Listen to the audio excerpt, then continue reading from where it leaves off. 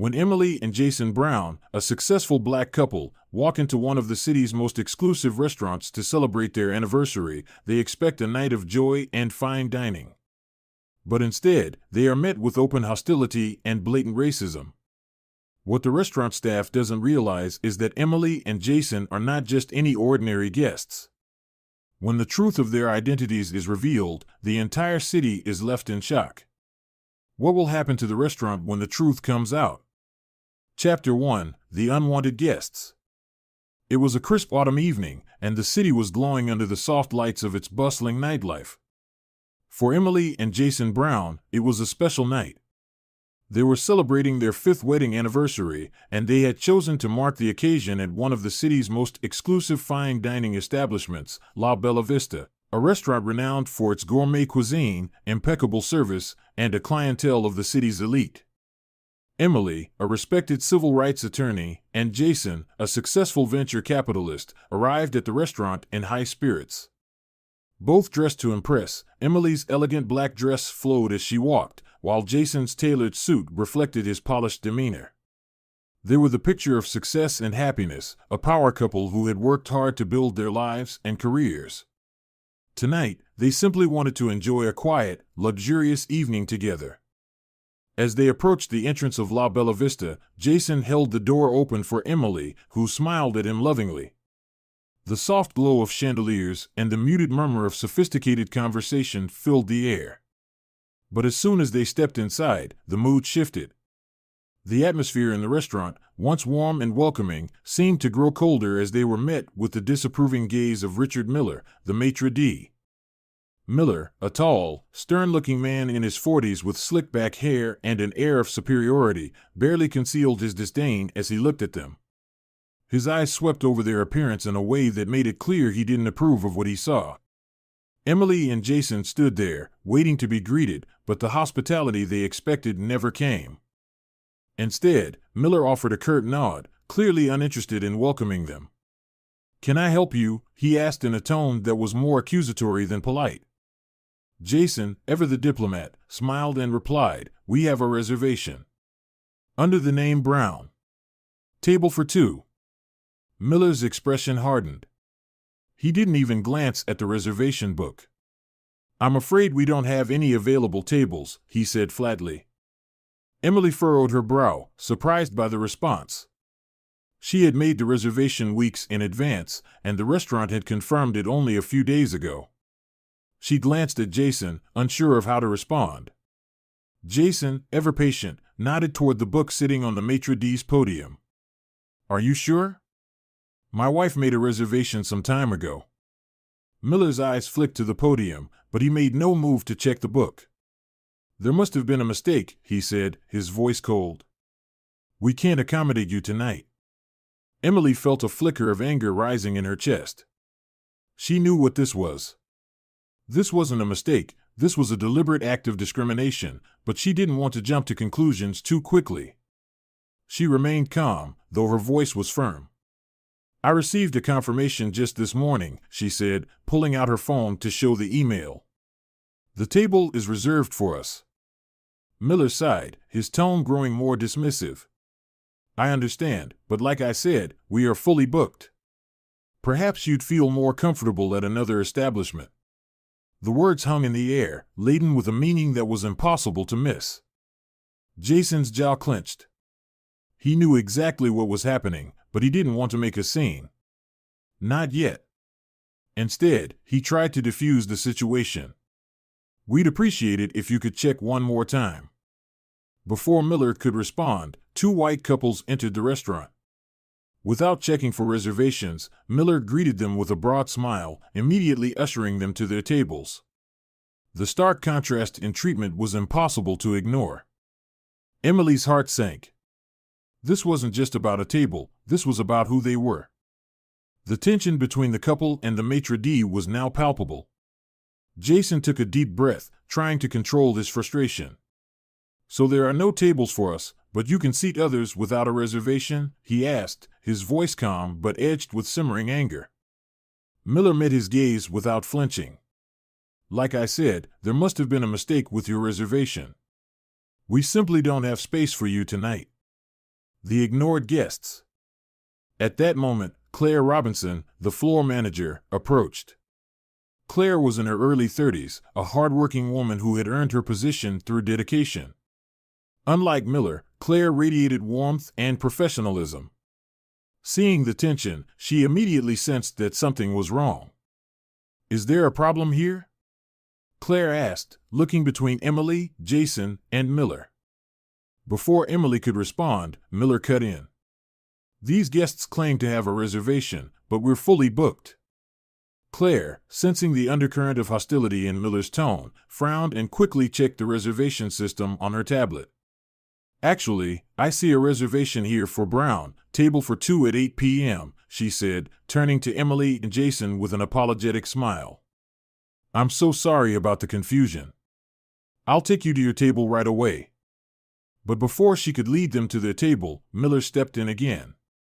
"Claire, I don't think this is necessary. Perhaps we should seat them elsewhere, if at all." The words hung in the air, dripping with condescension. Claire looked at him, shocked by his blatant disregard for professionalism, but before she could speak, Emily had heard enough. Emily's anger had turned to icy resolve. She knew this wasn't just a mistake. She knew exactly what this was, and she was done playing along. But instead of causing a scene, she exchanged a glance with Jason, her expression calm but determined. "Thank you, Claire," Emily said quietly, turning to leave. Jason, keeping his anger in check, followed, though his every step was heavy with frustration. Humiliation in plain sight. As they walked out of the restaurant, Emily could feel the eyes of other patrons following them, their whispers barely audible but impossible to ignore.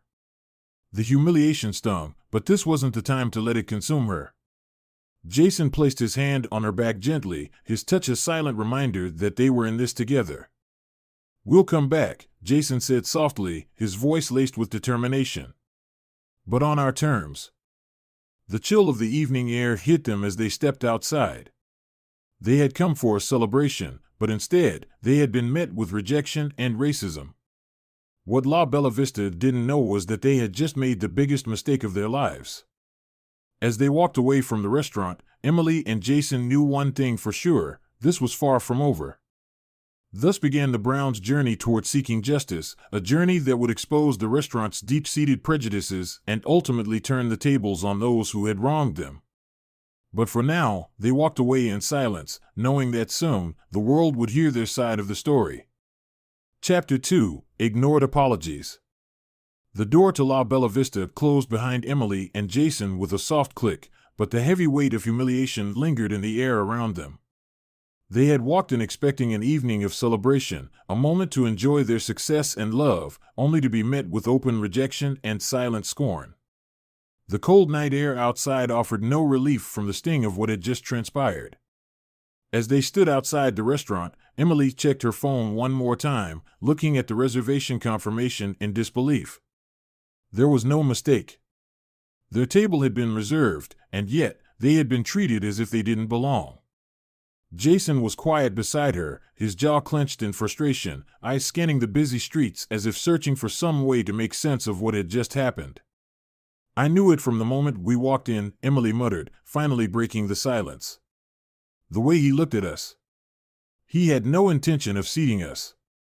Jason sighed, rubbing the back of his neck, the tension clear in every movement. "We should have expected it," he said, his voice laced with frustration, though not directed at Emily. "But it still gets to me every time." For a moment, they stood together in silence, the sounds of the city humming around them. Emily, ever the fighter, felt her initial hurt transforming into a familiar sense of resolve. This wasn't the first time they had encountered discrimination, but that didn't make it any easier. She wasn't someone to let these moments pass without consequence. She had spent her career fighting against injustices like these, but this time it was personal. Inside the restaurant, the tension grows. Meanwhile, inside the restaurant, the tension between Richard Miller and Claire Robinson had reached its breaking point. Claire, still stunned by Miller's blatant disregard for professionalism, stood frozen for a moment, watching as Emily and Jason left the building. She couldn't believe what had just happened, but more than that, she couldn't believe Miller's arrogance. You can't treat people like that, Claire said sharply, turning toward Miller. Her usually calm and composed demeanor had vanished, replaced by an edge of righteous anger. That couple had a legitimate reservation, and you turned them away because of what? How they looked. Miller didn't flinch. His arrogance only seemed to grow in the face of Claire's objections. You don't understand, Claire. We have a certain image to maintain here. Not every customer fits that image. What are you talking about? Claire's voice rose slightly, drawing the attention of nearby staff. They're paying customers like anyone else. This isn't about image, this is about basic respect. Miller waved her off dismissively. You're being naive. We cater to a certain crowd, and people like them, he paused, a condescending smirk forming on his lips, don't belong here.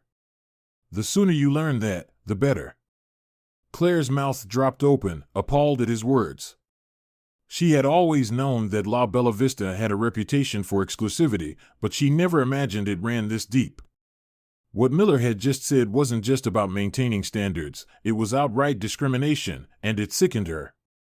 She had worked hard to build her career in the hospitality industry, and she believed in treating every guest with respect, regardless of their background. But it was clear that Miller had no such principles. I can't believe you're saying this, Claire said, her voice quieter now, almost in disbelief. You just threw them out like they were nothing. Miller crossed his arms, clearly unfazed. That's how this business works, Claire. You'll understand one day. Stick around long enough, and you'll learn how to keep the right kind of clients happy. The ignored apology. As Claire stood there, grappling with the shock of what had just happened, her mind raced. She knew she had to do something, but what? In that moment, her instincts told her to act. Without thinking, she grabbed her coat from behind the podium and rushed toward the door, hoping to catch Emily and Jason before they were too far away. They didn't deserve to be treated like this, and she needed them to know that not everyone at La Bella Vista shared Miller's prejudiced views. She hurried outside, scanning the street for any sign of the couple. She spotted them a few paces away, walking slowly, clearly trying to shake off the experience. Claire jogged to catch up with them. Excuse me, please, she called out, her voice a little breathless from rushing. Emily and Jason turned around, and Claire saw the look of hurt in their eyes. It was more than just disappointment, it was the pain of being disrespected in a place where they should have been treated like any other paying customer. I'm so sorry for what just happened, Claire began, her voice sincere. I checked your reservation, and it was confirmed. There's no excuse for how you were treated, and I apologize on behalf of the restaurant. That wasn't right. Emily studied Claire's face for a moment, gauging her sincerity. Jason, still holding Emily's hand, gave a small nod of acknowledgement, but his expression remained guarded. We appreciate the apology, Emily said, her voice measured. But we both know that this is about more than just a mix-up. We've seen this before. It wasn't a mistake. Claire nodded, her face flushed with embarrassment. I know, and it's unacceptable. I wish there was more I could do. Please, if you'd like, I can try to find another time to. Jason held up a hand, stopping her mid-sentence. It's not about another reservation. This isn't something you can fix with an apology or another table. Claire nodded again, her voice small now. I understand. But I wanted you to know that not everyone here feels that way. For a brief moment, the three stood in the quiet of the street, the tension still thick in the air. Claire knew she couldn't undo the harm that had been done, but she felt compelled to try. Emily and Jason had seen enough of this kind of behavior to know when it was deeply ingrained. An apology, though well-meaning, wasn't enough to erase the sting of what they had endured. We appreciate you coming out, Jason finally said, his voice calm but firm. But this isn't something we're just going to walk away from. Emily added, we don't want a new reservation. We want accountability. Claire nodded, realizing that the conversation had reached its natural conclusion. She had tried, but it wasn't enough. As she watched them walk away, she couldn't help but feel that the restaurant and its leadership was about to face a storm they weren't prepared for. The next steps. As Emily and Jason walked away from La Bella Vista, the sting of the evening still fresh in their minds, they began discussing their next steps. Emily, ever the strategist, was already thinking about how they could approach this. They weren't just two wronged customers. They were people with the means, influence, and knowledge to fight back against this kind of discrimination. "Do you think they'll learn?" Jason asked, his voice heavy with both frustration and determination. Emily smiled faintly, though there was no joy in it. "They'll learn, all right. But it won't be from an apology." Jason nodded, knowing full well what she meant. This wasn't over, and soon, La Bella Vista would realize exactly who they had turned away. They had made a grave mistake, one that would soon become their biggest regret. For now, Emily and Jason walked away, leaving behind a restaurant that had no idea what was about to hit it. Chapter 3: Rejected and Humiliated. The brisk evening air felt like a slap in the face as Emily and Jason Brown stepped away from the entrance of La Bella Vista. Each step away from the restaurant deepened the sense of rejection they carried with them. They had come to celebrate love, success, and their shared life together, but instead, they left feeling humiliated and insulted. Emily, normally composed and calm under pressure, traits she had perfected as a civil rights attorney, could feel the sting of humiliation spreading across her chest. This wasn't the first time they had experienced racism, but there was something particularly cruel about how it had happened tonight. They hadn't come here seeking trouble, they simply wanted a peaceful, elegant evening. Instead, they were told, without being told, that they didn't belong. That their success, their dignity, and their very presence were unwelcome. Jason, always the cooler head in moments like these, had his jaw clenched, his eyes fixed straight ahead as they walked silently down the sidewalk. The quiet between them was deafening, filled with the unspoken frustration, anger, and sadness of having their humanity diminished in a matter of minutes. The simple joy of celebrating their anniversary had been shattered by one man's arrogant disdain. The image of Richard Miller's cold, dismissive gaze replayed in Jason's mind, further igniting the fire of his frustration. "They really think they can treat us like this," Jason finally muttered, breaking the silence. His voice was calm, but it trembled with the barely contained fury he was holding back. His mind raced with thoughts of how often they had encountered situations like this before, being judged by the color of their skin before their character, success, or humanity were even considered. Emily glanced up at him, her own emotions boiling just beneath the surface. "They do," she said, her voice tight with controlled anger. "But they'll regret it." Humiliation in plain sight. For Jason, the humiliation felt sharper this time because it wasn't just about them. They had been publicly humiliated, and everyone in the restaurant had seen it. The whispers, the stolen glances, the condescending smirks, all of it felt like a punch to the gut. As they had walked out of La Bella Vista, they could feel the eyes of the other patrons boring into their backs. Even though no one had said a word, the silent judgment was palpable. They weren't just turned away, they were made to feel small, like they didn't belong in the very world they had worked so hard to rise within. It wasn't just a matter of pride, it was about respect. Jason had built a career on respect, earning it, giving it, commanding it. And Emily, with her legal expertise and years of advocating for the rights of others, had dedicated her life to ensuring that no one, regardless of their race, status, or background, would have to endure the kind of discrimination they had just faced. Yet, here they were, having to confront the same demons they had fought their whole lives to defeat. Jason clenched his fists, remembering the smug look on Miller's face when he had told them there was no table.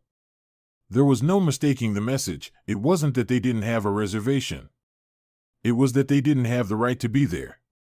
Inside La Bella Vista, arrogance unchallenged.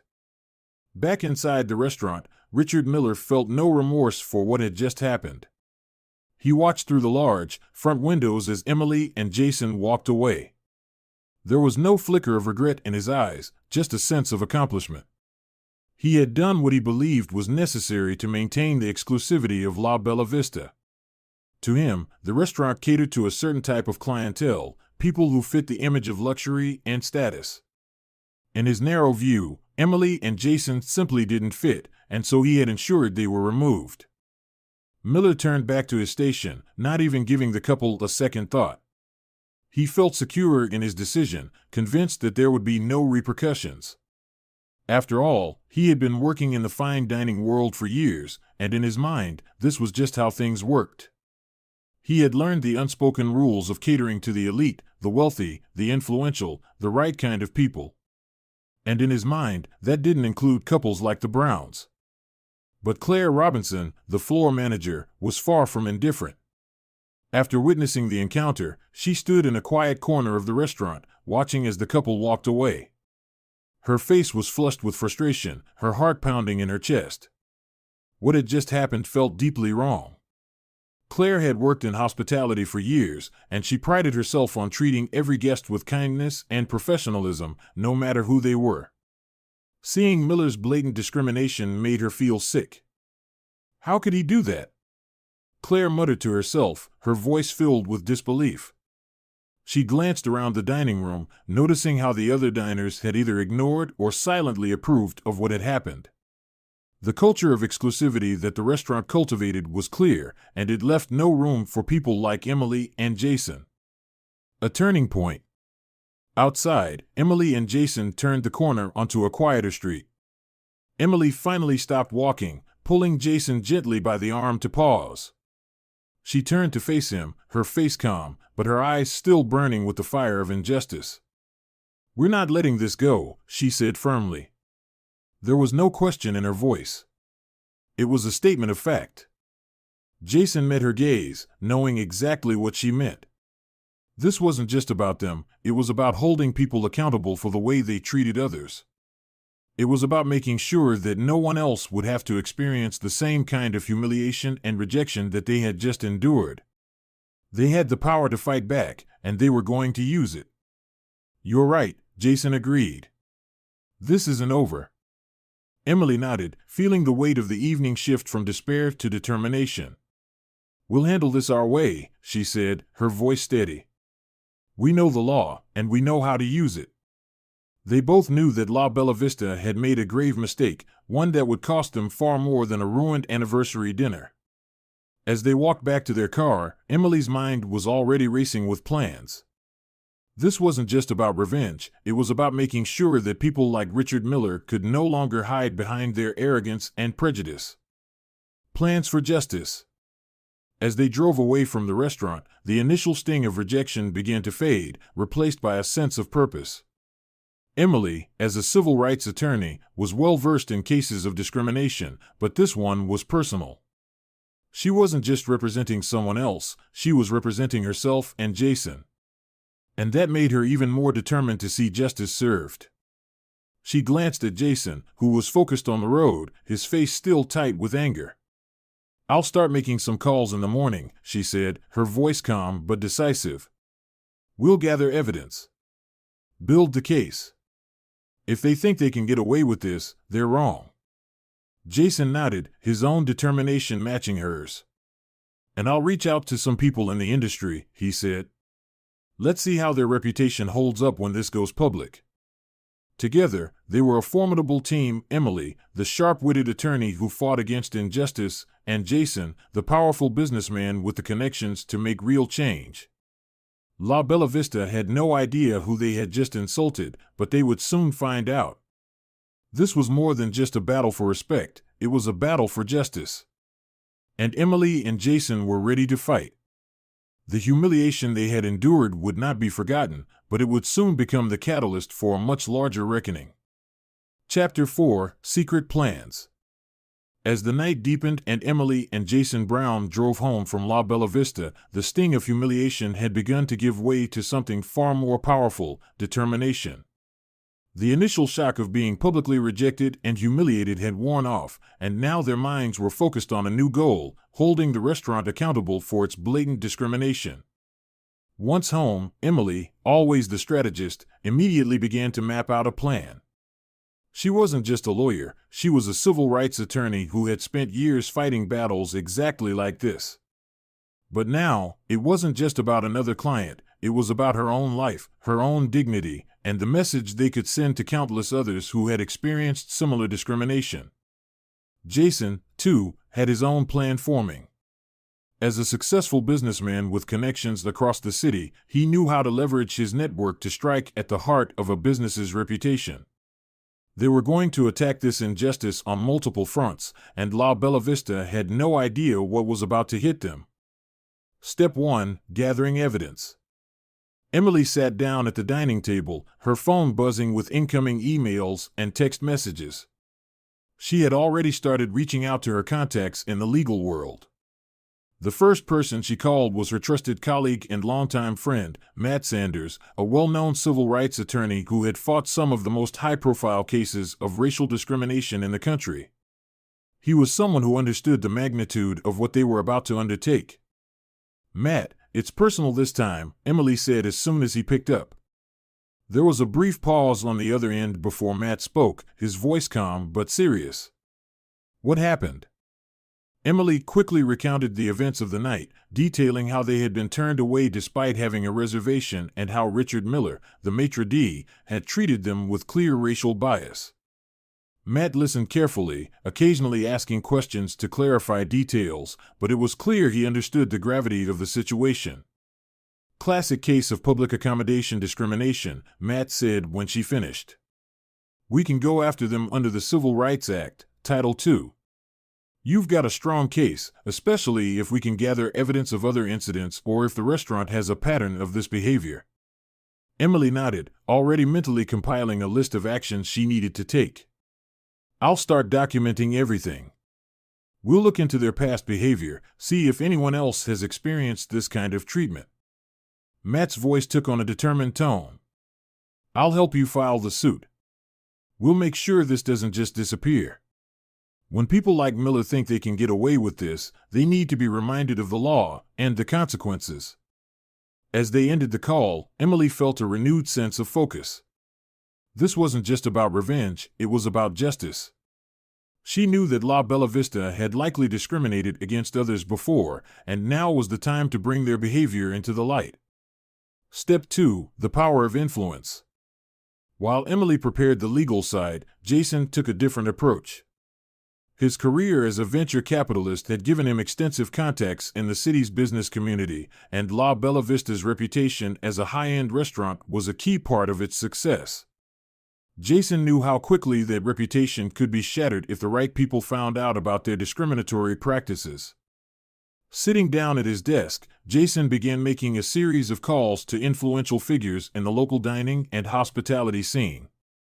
He wasn't looking for favors, he was making sure the truth got out to the right ears.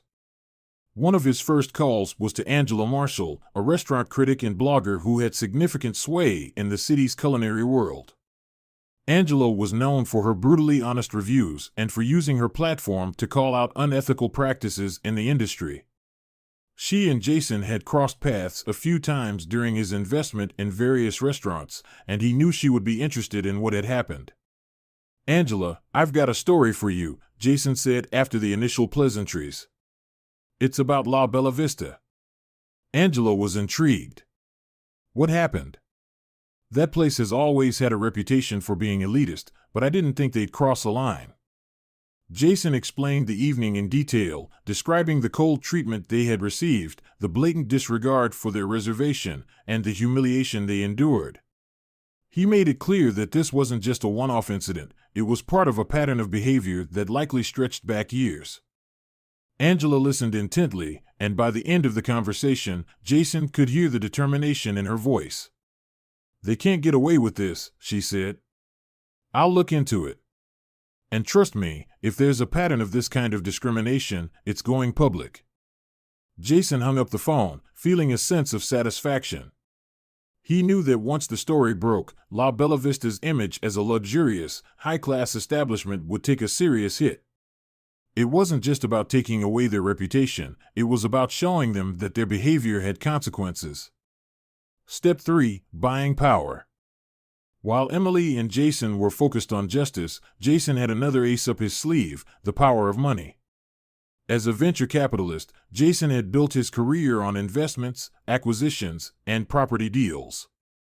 And as it turned out, The building that housed La Bella Vista had been on his radar for some time. The owner of the building, James Preston, was someone Jason had done business with in the past, and he knew that Preston had been looking for a buyer. That night, after the phone calls with Angela and Matt, Jason made one more call, this time to James.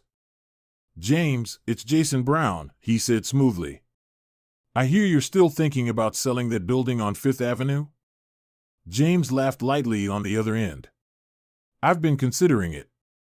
Are you interested?" Jason smiled to himself. "Very interested.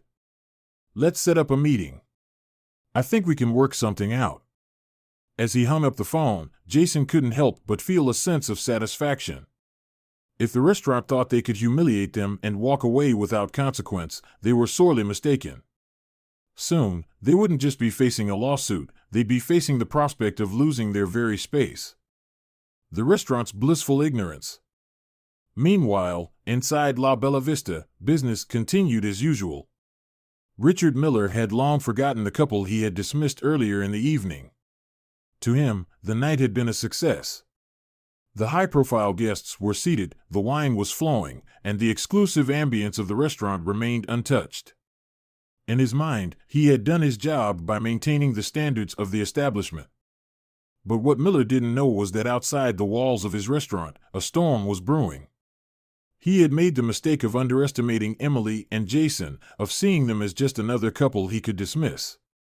Soon, he would learn the hard way that they weren't just any couple, and they weren't going to let this insult go unanswered. A plan set in motion. As Emily and Jason sat together that night, reflecting on the evening's events, they both felt the weight of what was to come. This wasn't just a personal fight, it was a fight for justice. They knew that La Bella Vista likely had a history of discriminatory practices, and by exposing this incident, they could bring that history into the open. "This isn't just for us," Emily said quietly, her hand resting on Jason's arm. "It's for everyone who's ever been treated like they don't belong.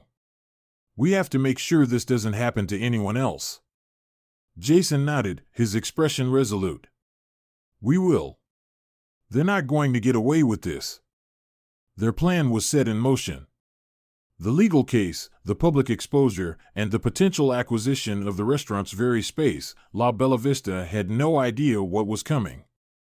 And when the dust settled, Emily and Jason would make sure that justice had been served. Chapter 5: The Restaurant Under Threat. Back inside La Bella Vista, the mood remained as sophisticated and calm as ever. The elegant dining room was filled with the soft clinking of silverware and glasses, the murmured conversations of the city's elite, and the faint melodies from the grand piano tucked in the corner. The ambience exuded luxury and exclusivity, the very image that Richard Miller, the maitre d', worked so hard to cultivate. For Miller, the evening had gone perfectly, he had maintained the restaurant's standards, and everything was running smoothly. But outside the polished walls of the restaurant, trouble was brewing, and Miller had no idea just how serious it was. Claire's growing concern. At the hostess stand, Claire Robinson, the floor manager, stood quietly, watching as the restaurant's night progressed. On the surface, everything appeared normal, patrons enjoying their meals, the staff moving with practiced precision. But Claire couldn't shake the unease that had been building since earlier in the evening, when Emily and Jason Brown had been turned away. She replayed the encounter in her mind, feeling a growing sense of dread about what had happened and what it might mean for the restaurant. Claire had tried to intervene when she saw Miller's blatant disregard for professionalism, but he had shut her down, smugly asserting that La Bella Vista needed to maintain its image. The word still grated on her. She knew that this was more than just an unfortunate mistake or a misunderstanding. This was outright discrimination, and it went against everything Claire believed in as a hospitality professional. "I should have done more," she whispered to herself. "I should have stopped him." Her gut told her that this wouldn't end well, and she was right. The Browns were not people to be dismissed lightly, and Claire could sense that their departure had only been the beginning of something far larger. She just didn't know how large yet. The first signs of trouble. The first sign of trouble came the next morning when Miller opened his email to find an influx of messages from disgruntled customers and concerned patrons. The inbox, which was usually filled with reservation requests and compliments about the dining experience, was now flooded with complaints and warnings. One email caught his eye immediately. The subject line read, "Disappointed and outraged, La Bella Vista's discriminatory practices." Miller clicked on it, and as he read, his expression darkened. It was a scathing message from a former customer who had heard about the Browns' experience. The writer accused the restaurant of harboring racist policies, shared their disgust at how Emily and Jason had been treated, and warned that they would no longer dine at La Bella Vista. Worse, they had already spread the word to their network. It didn't stop there. By the time Miller reached the 10th email, it was clear that the news had spread beyond a few isolated people. Several emails mentioned Angela Marshall, the influential food critic and blogger who had started asking questions about the restaurant's behavior. She had already reached out to other customers and collected stories of similar incidents, other black patrons who had been treated coldly, ignored, or denied service without explanation. Miller's blood ran cold. He clicked through the emails in disbelief, scanning one after another, each one detailing complaints of mistreatment or expressing outrage at the restaurant's discriminatory actions. The few comments that mentioned Angela Marshall were particularly concerning. If she was writing about them, the restaurant's reputation was at risk. Miller felt a knot form in his stomach. He had always believed he was untouchable, that he could do whatever he wanted as long as the right clientele were happy. But now, it seemed that his carefully cultivated image of exclusivity was unraveling, and fast. The news spreads. Later that day, things went from bad to worse. Angela Marshall's blog post had gone live, and it was damning.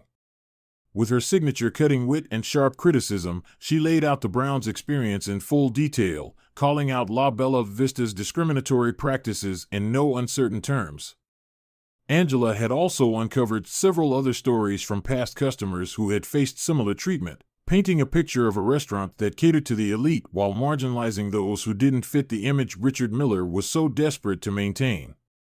Her post went viral within hours. Social media erupted, with users sharing the story far and wide. Comments flooded in, condemning the restaurant for its behavior, and calls for a boycott spread quickly across platforms like Twitter and Instagram. Hashtags like #BoycottLaBellaVista and #Racism in Dining began trending, and the once luxurious restaurant was quickly becoming a symbol of elitism and racial bias. The restaurant's phones rang nonstop, journalists seeking statements, disgruntled customers canceling reservations, and former patrons expressing their anger. By mid-afternoon, the situation was spiraling out of control, and Miller's arrogance began to crumble. The internal fallout. Meanwhile, Michael Burns, the owner of La Bella Vista, had heard the rumblings of trouble but hadn't yet grasped the full extent of the disaster. When he finally sat down with his public relations manager and saw the blog post, the social media backlash, and the flurry of emails, his face paled. "This is a nightmare," Burns muttered, scrolling through the comments on Angela's blog and the social media posts. He had invested years and millions of dollars into building the brand of La Bella Vista. Its reputation as a high-end, exclusive dining experience was key to its success. But now, that reputation was hanging by a thread. Burns immediately called Richard Miller into his office. When Miller arrived, his usual smug expression was replaced with one of barely concealed panic. He had spent the day fielding angry emails and calls, but he hadn't yet faced the full wrath of his boss. "Do you know what's happening out there?" Burns demanded, his voice tight with barely controlled fury. "We're being torn apart in the media. Angela Marshall's article is trending everywhere, and I'm getting cancellations left and right. How did this happen?" Miller swallowed hard, trying to maintain his composure. "It was just one couple. One couple who we humiliated." Burns snapped, cutting him off. "And now everyone knows about it. This isn't just some minor incident, Richard. This is a PR disaster. We're being accused of racism, for God's sake." Miller stood silently, the weight of his actions finally sinking in.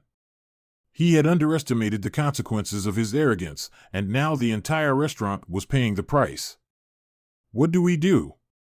Miller finally asked, his voice quieter now, full of uncertainty. Burns ran a hand through his hair, his mind racing. He knew that in today's world, a scandal like this could destroy everything they had built. They needed to act fast to control the damage, but the truth was that the damage might already be too great. We need a statement, Burns said after a moment, trying to think clearly. We need to get ahead of this. Apologize publicly, and fire whoever was responsible. Miller's heart sank at the word fire, but he nodded.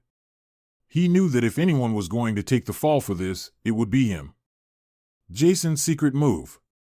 As the scandal surrounding La Bella Vista reached a fever pitch, Jason Brown was making his own strategic moves. In addition to the lawsuit Emily and Matt were preparing, Jason had been quietly finalizing the deal to purchase the building that housed the restaurant. He hadn't told anyone outside of Emily what he was planning, but now, with the restaurant under siege from the public, he knew the timing was perfect. That evening, Jason received a call from James Preston, the building owner, confirming the final terms of the deal. Jason grinned as he listened to Preston outline the details, knowing that La Bella Vista was about to lose far more than its reputation. "Pleasure doing business with you, James," Jason said smoothly as they wrapped up the call. "Let's finalize the paperwork, and I'll take it from here." Once the deal was signed, Jason would be the new landlord of the building, and La Bella Vista would be at his mercy. The restaurant at the brink. By the end of the day, La Bella Vista was on the verge of collapse. Michael Burns and Richard Miller had gone from running one of the city's most exclusive restaurants to facing public outrage, cancellations, and calls for their business to be boycotted. What they didn't yet realize was that this was only the beginning. Emily and Jason weren't finished with them, not by a long shot. And soon, the restaurant would face an even bigger blow when Jason revealed that he was now their landlord. The storm was closing in, and La Bella Vista was about to learn the hard way that arrogance and discrimination come with a price, one that they could no longer afford to pay. Chapter 6: The Grand Return. A month had passed since the scandal at La Bella Vista erupted into public view, and the once prestigious restaurant was now a shadow of its former self. The dining room, once filled with the city's elite, now sat half-empty, as the fallout from the accusations of discrimination continued to wreak havoc on the business. Customers had deserted the place in droves, reservations were down to a trickle, and the restaurant's once glistening reputation was in ruins. But this was just the beginning of the reckoning for Richard Miller and Michael Burns. As the whispers of a major change in ownership spread through the city, rumors circulated about what might happen to La Bella Vista. Some said the restaurant would shut down completely, while others speculated about a total overhaul of management. But no one could have predicted what was about to unfold, least of all Miller and Burns. A surprise meeting. It was a rainy Wednesday afternoon when Michael Burns received a call that would set the stage for La Bella Vista's ultimate downfall. The voice on the other end was from James Preston, the landlord who owned the building that housed the restaurant. "Michael," Preston said, his tone curt, "we need to meet. There's been a change in ownership of the building." Burns frowned, surprised. "A change in ownership? Since when?" "Recently," Preston replied. "The new owner wants to discuss some terms. I've arranged a meeting for you tomorrow morning." Burns, growing anxious, nodded and agreed to the meeting. After hanging up the phone, he called Miller into his office. "There's a new landlord," Burns said, pacing nervously. "We're meeting tomorrow to discuss new terms for the lease." Miller, who had been walking on eggshells since the scandal broke, shifted uncomfortably in his seat. The restaurant's financial struggles were growing by the day, and any major changes to the lease could be devastating. "We can't afford any more setbacks," he muttered. Burns, feeling the weight of the crisis, could only nod in agreement. They needed a miracle, but what they didn't realize was that they were about to face the exact opposite. The revelation. The following morning, Burns and Miller arrived at a high-rise office building downtown, where the meeting with the new owner was scheduled to take place. They entered the sleek, modern office suite, still unsure of what to expect. Burns was hoping for a negotiation, something to stave off the bleeding that La Bella Vista had been enduring since the scandal. As they were shown into the conference room, the receptionist informed them that the new landlord would be arriving shortly. Burns glanced at Miller, a hint of nervousness in his eyes. This meeting was critical. A few minutes later, the door opened, and Jason Brown walked in, a calm smile on his face. The shock on Burns and Miller's faces was immediate and unmistakable. They were speechless. Jason, the man they had so coldly dismissed just a few weeks earlier, now stood before them as the owner of the very building they had once controlled. The man they had humiliated had returned, not as a mere customer, but as their new landlord. "Gentlemen," Jason said smoothly, extending his hand with a confident smile. "It's good to see you again." Burns stared at Jason, his mouth slightly open, unable to speak. Miller looked pale, his mind racing as he tried to process the situation. What is this?" Burns finally stammered, his voice shaky with disbelief. Jason's smile didn't waver. "I'm the new owner of this building. As of this week, La Bella Vista is now my tenant." The negotiation. Burns, trying to maintain some semblance of composure, swallowed hard and forced a smile. "Mr. Brown, I didn't know you were in the market for properties. Congratulations on the purchase." He tried to sound polite, but his voice betrayed his anxiety. Jason nodded, taking a seat at the head of the table. "Thank you. It's a great location, and I've always had an interest in this part of town. I think we can do a lot with it." Burns and Miller exchanged nervous glances. They could feel the power shift in the room, and they knew they were now at a disadvantage. "So," Jason continued, his tone professional but laced with quiet authority, "I've taken a look at the lease agreement, and I think it's time we discussed some changes." Burns leaned forward, his palms sweating. "Of course, we're happy to negotiate, but we're going through a difficult time right now. You're aware of the incident." Jason's smile faded slightly. "I'm aware. And I'm aware of how you handled it, or rather, how you didn't handle it. That's why we're having this meeting. The culture at La Bella Vista needs a complete overhaul." Miller, who had been silent until now, finally spoke up, his voice trembling. "Mr. Brown, I think there's been a misunderstanding." Jason raised a hand, cutting him off. "No misunderstanding, Richard. I was there, remember? I was the one you dismissed. My wife and I were the ones you refused to seat. And now, I'm here to ensure that what happened to us never happens to anyone else again." The room fell silent. Burns shifted in his seat, visibly uncomfortable. He knew Jason had the upper hand, and there was little they could do to stop him. "Here's what's going to happen," Jason said, his voice firm. "You're going to terminate Miller's employment. Effective immediately. His actions have damaged your business beyond repair, and the only way forward is to remove the source of that damage." Miller opened his mouth to protest, but Burns quickly interrupted.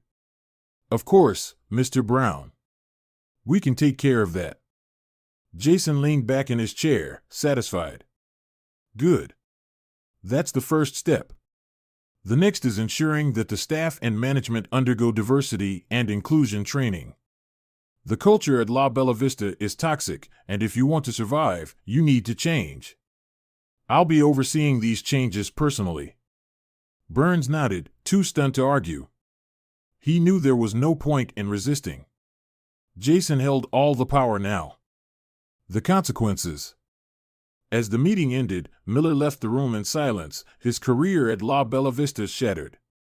Burns, still reeling from the encounter, realized that the restaurant would never be the same. Jason had not only taken control of the building, but he had taken control of their future. Later that day, Miller was officially let go, and Burns issued a public statement announcing the changes that were coming to the restaurant. He promised a complete revamp of La Bella Vista's policies and vowed to make it a more inclusive space. But by now, the damage was done. The public's trust was broken, and it would take more than promises to win it back. As news of the ownership change and Miller's firing spread, the city buzzed with the story of Jason's grand return. The man who had been humiliated and turned away had not only returned in triumph, but he had fundamentally changed the power dynamics in a way no one had expected. A victorious return. A few days later, Emily and Jason returned to the building that housed La Bella Vista, but this time, they weren't there as customers. They were there as the new owners of the property, overseeing the start of renovations that would transform the space into something new. As they stood outside, looking up at the building, Emily smiled. "It's poetic, isn't it?" Jason chuckled softly, wrapping an arm around her. "It is." We turned their rejection into an opportunity.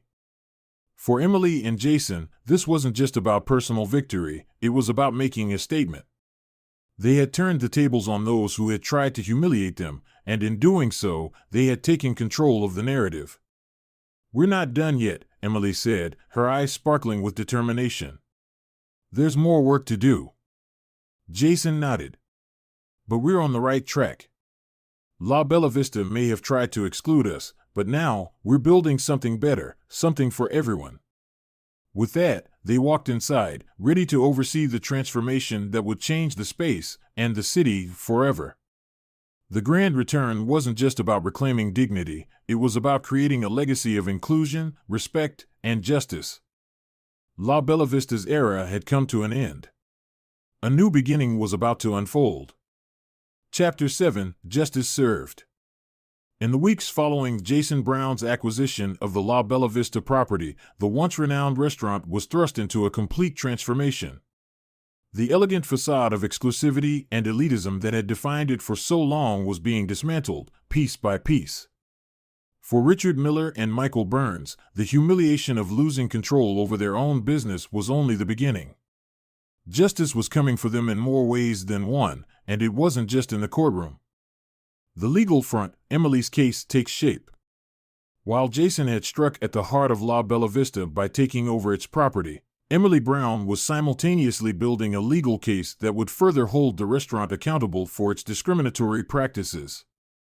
With the help of her colleague and friend, Matt Sanders, she meticulously gathered evidence, interviewed former patrons, and constructed a solid legal strategy. Their lawsuit, built on Title II of the Civil Rights Act, argued that La Bella Vista had engaged in racial discrimination by denying Emily and Jason the basic right to public accommodation. And it wasn't just their case, they uncovered multiple instances of black patrons being subtly, or sometimes blatantly, turned away, mistreated, or given subpar service. Emily and Matt had found enough evidence to expose a pattern of racial bias that La Bella Vista had maintained for years. Witnesses came forward, former employees who had worked under Richard Miller's toxic leadership, as well as customers who had left the restaurant feeling insulted and degraded. The case was growing stronger with each passing day, and Emily was determined to make an example out of the restaurant. Her goal wasn't just to seek justice for herself and Jason. It was to send a message to every business that practiced exclusionary policies: discrimination has consequences, and those consequences are inevitable. The courtroom battle. When the case finally went to court, the courtroom was packed with reporters and spectators. It had become a media sensation, with the public eagerly following the Browns' fight for justice. This wasn't just a legal dispute anymore, it had become a symbol of standing up against systemic racism in elite spaces, particularly in the hospitality industry. As the trial began, Emily and Matt presented the evidence they had gathered: emails from former staff, statements from other customers who had faced discrimination, and expert testimony on the impact of racial bias in public establishments. Each piece of evidence painted a damning picture of La Bella Vista as a restaurant that had fostered a culture of exclusion under the guise of maintaining standards. Michael Burns, under pressure from both his legal team and the public, tried to maintain his defense, claiming that the incidents were isolated and not reflective of a broader practice. He blamed everything on Miller's actions, distancing himself from the toxic culture that had flourished under his watch. But Emily was relentless. In her cross-examinations, she highlighted the inconsistencies in the restaurant's policies and exposed the lack of any real efforts to create an inclusive environment. When it came time for Miller to testify, his smug confidence was long gone. Under the intense scrutiny of Emily's questioning, he faltered, admitting that he had, in fact, turned away customers based on his own prejudices. The most damning moment came when Emily presented a series of internal emails from former employees, revealing that Burns and Miller had frequently discussed which customers were appropriate for the restaurant, clearly using coded language to exclude people based on race. The verdict. After days of testimony, the trial reached its conclusion. The jury deliberated for only a short time before returning with their verdict. La Bella Vista was guilty of racial discrimination under the Civil Rights Act. The court ordered substantial damages to be paid to Emily and Jason, not only compensating them for their experience but also for punitive damages that sent a clear message to businesses across the country. La Bella Vista would be held accountable for its actions, and the damages would also go towards funding anti-discrimination initiatives in the hospitality industry, ensuring that what happened to the Browns would not happen to others. For Emily, the verdict was a vindication, not just for herself and Jason, but for everyone who had ever been made to feel small, invisible, or unwelcome because of their race. Justice had been served, and it wasn't just a legal victory, it was a moral one. The public response. As the news of the verdict spread, the public response was overwhelmingly supportive. The story of the Browns' fight against discrimination had captured the hearts of many, and the court's decision sent ripples through the hospitality industry. Restaurants across the city began reviewing their own policies, ensuring that they were promoting inclusivity and not falling into the same traps that had brought down La Bella Vista. On social media, the hashtags #JusticeForTheBrowns and #Indiscrimination trended for days as people celebrated the victory. Emily and Jason's story became a rallying cry for civil rights advocates, shining a spotlight on the everyday racism that still persisted in supposedly progressive spaces.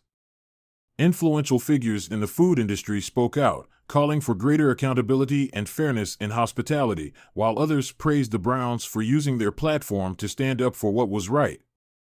Emily and Jason were hailed as heroes, not just for winning their case, but for shining a light on the entrenched biases that had gone unchecked for too long. The fall of La Bella Vista. Despite Burns' attempts to salvage the restaurant after the trial, La Bella Vista's fate was sealed. The public backlash was too strong, and customers had long since abandoned the once coveted establishment. The restaurant, once a beacon of high society, was now a symbol of exclusion and elitism, its name irreparably tarnished. Within weeks of the verdict, Burns announced that La Bella Vista would be closing its doors for good. The restaurant, which had once prided itself on its exclusivity, had become a pariah in the city's dining scene. Burns and Miller were left with nothing, their reputations in tatters, their business destroyed, and their legacies defined by their discriminatory practices. For Jason and Emily, seeing the restaurant close was not just a victory, it was the final piece of justice. The establishment that had turned them away had been brought to its knees, not through violence or revenge, but through the power of the law, the truth, and sheer determination. The future, a new beginning. As La Bella Vista faded into history, Jason and Emily were already looking toward the future. With Jason now owning the building, they had big plans for what would come next. They envisioned a new restaurant in the same space, one that would reflect their values of inclusivity, respect, and celebration of diversity. Their new venture, the Open Table, would stand as a beacon of change. It would be a place where people of all backgrounds could come together to enjoy great food and experience the warmth of genuine hospitality. It would be the complete opposite of everything La Bella Vista had stood for. At the grand opening of the Open Table, Emily and Jason stood side by side, smiling as they welcomed guests into the beautifully redesigned space. The restaurant was packed with a diverse crowd, people of all races, ages, and backgrounds, laughing, talking, and enjoying the evening together. Emily looked at Jason, her eyes shining with pride. "We did it," she said softly. Jason smiled back, wrapping an arm around her. "We did. And this is just the beginning." The Browns had not only fought for their own dignity, they had created something new, something better, for everyone. Justice had been served, and in its place, they had built a legacy that would stand for inclusion, respect, and the triumph of doing what's right. As they stood in the bustling restaurant, filled with life and joy, they knew they had won, not just in court, but in their hearts. And the open table was only the start of something greater. Chapter 8: A New Beginning. The grand opening of the open table was a night to remember. After months of legal battles, personal victories, and the fall of La Bella Vista, Emily and Jason Brown stood at the entrance of their new restaurant, welcoming guests into a space that symbolized not just their triumph, but also the start of something far bigger than themselves. The energy was palpable. The space, once marked by elitism and exclusion, had been transformed into a warm, inviting, and vibrant restaurant, a true reflection of diversity, inclusivity, and community. The open table wasn't just a name. It was a mission statement. It was about creating a space where everyone was welcome, no matter who they were or where they came from. As Emily and Jason greeted their first guests, they could see that the restaurant had already begun fulfilling its promise. The dining room was filled with people of all backgrounds, black, white, Asian, Latino, young and old, laughing, talking, and enjoying the food without fear of judgment or exclusion. For Emily and Jason, this wasn't just a restaurant. It was a symbol of justice, redemption, and progress. The transformation. The space that had once housed La Bella Vista, with its cold, intimidating luxury, had been completely redesigned to reflect a new vision. Gone were the imposing chandeliers and stiff, formal decor. In their place, Jason and Emily had chosen warm earth tones, open spaces, and natural light that poured in through large windows. Long communal tables sat alongside smaller, more intimate settings, inviting diners to share not only food but conversation. The artwork on the walls told the stories of different cultures, celebrating the beauty of diversity. Photographs of people from all walks of life, local artists' paintings, and a stunning mural that spanned one wall with the words "Welcome to All" written in several languages encapsulated the spirit of inclusivity that Emily and Jason had always envisioned. The menu, too, was a celebration of the diverse community they were serving. Dishes inspired by cuisines from around the world, soul food, Mediterranean, Asian fusion, and Latin American flavors, were crafted by Chef Marcus Rivera, a renowned chef with a reputation for blending cultures and creating dishes that honored their origins while bringing something new to the table. The open table was more than just a restaurant, it was a living, breathing testament to the values of equality and unity. A celebration of unity. That evening, the grand opening brought together people who had followed Emily and Jason's story from the beginning. Matt Sanders, Emily's colleague and friend who had fought alongside her during the legal battle, sat at one of the long tables, sharing a meal with civil rights activists, lawyers, and members of the local community. It wasn't just a celebration of the restaurant's opening, it was a celebration of the movement that Emily and Jason had sparked. Angela Marshall, the food critic whose blog post had helped expose the discriminatory practices at La Bella Vista, was there as well, sitting with a group of journalists who had covered the trial. Angela had played a pivotal role in amplifying the story of the Browns' fight for justice, and tonight, she smiled as she sipped a glass of wine, watching the restaurant buzz with life. She knew this place was different. It wasn't just about the food, but about what it represented. At one table, Rosa, a longtime resident of the community and one of the first supporters of the open table, sat with her family, laughing and sharing stories. Rosa had witnessed the rise and fall of La Bella Vista, and to her, seeing this new restaurant take its place felt like a victory not just for Emily and Jason, but for the whole neighborhood. "This is our place now," she said, beaming as her grandchildren eagerly tasted the food in front of them. A speech from the heart.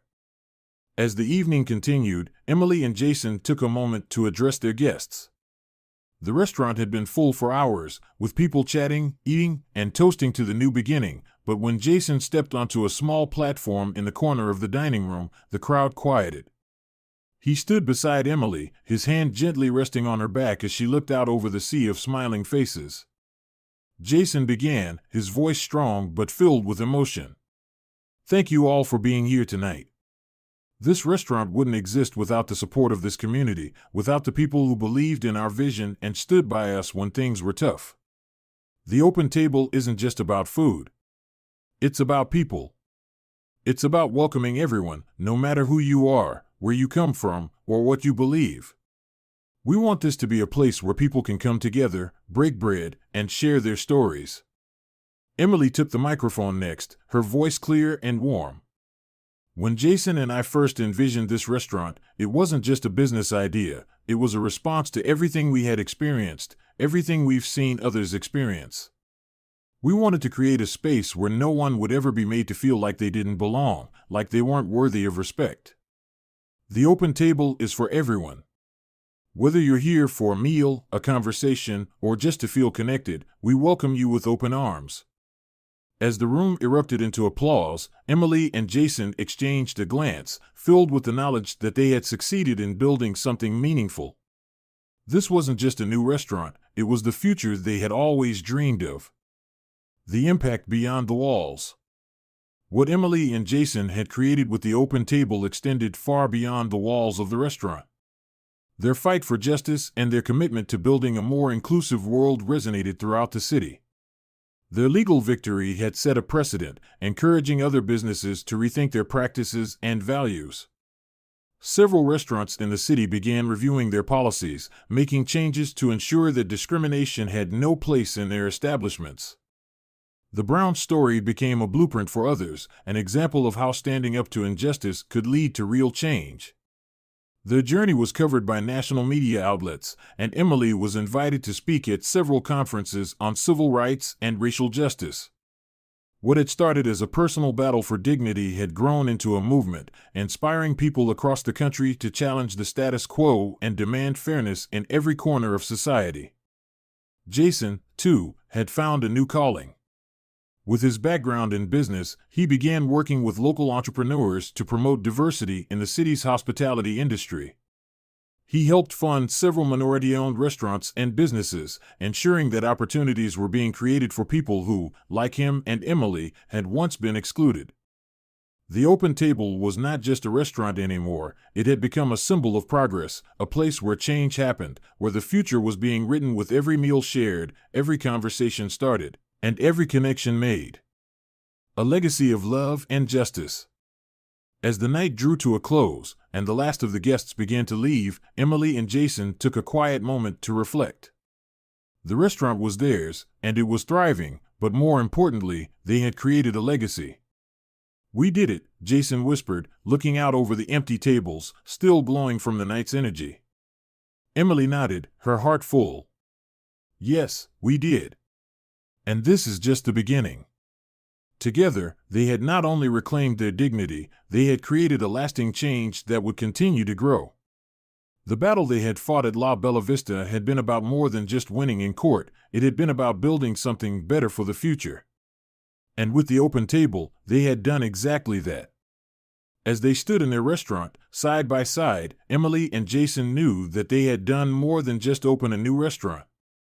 They had opened a door to a new chapter in their lives, one where justice, equality, and love were the guiding principles. This was the new beginning they had always dreamed of, and they were ready for whatever came next. The story of Emily and Jason Brown is about more than just a victory over injustice. It's a powerful reminder that sometimes the hardest moments in life can be the spark for transformative change. When faced with blatant discrimination, they could have walked away, defeated and discouraged. But instead, they chose to stand up, not just for themselves, but for those who face similar challenges without the resources or voice to fight back. Emily and Jason didn't just tear down an unjust system, they built something new that reflected true values of equality, respect, and inclusivity. The open table became more than just a restaurant, it became a symbol of hope and change, a testament to the fact that when you stand for what's right, change becomes inevitable. This story carries an important message for all of us. The world changes when we refuse to stay silent. When we use our voices and actions to build a future where discrimination and prejudice have no place, we create lasting impact. Emily and Jason turned the pain and humiliation they endured into a force that not only transformed their lives, but also reshaped their community. They proved that even in the face of adversity, it's possible to create something better, something that stands as an example for others to follow. This story reminds us that sometimes the most powerful response to hate is to create. And each of us can be a part of that process. Justice was served, but more importantly, something greater was built. A new chapter, a new beginning, and a powerful example for everyone who faces injustice. The future belongs to those who are willing to change it. Thank you for being with us.